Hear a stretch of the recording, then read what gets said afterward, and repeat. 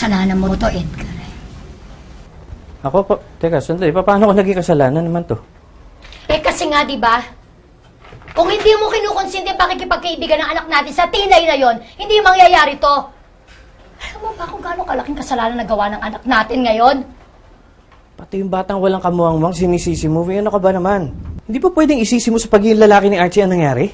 Eh kasi nga, hindi naman mangyayari to kung hindi dahil sa mga kagagawan mo. Paklase ka rin talaga eh, no? Mami, Daddy, huwag na kayong mag-away. Kasalanan ko po. Kasalanan ko yung nangyari.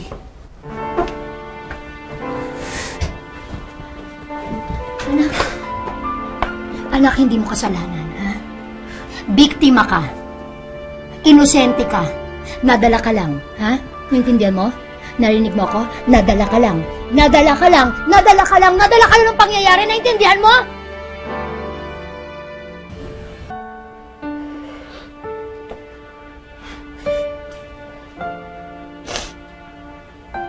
Nak. Pakinggan mo ko, ha? Mami mo ko eh. Ha? Ako paniwalaan mo ha. Wala kang kasalanan. Wala.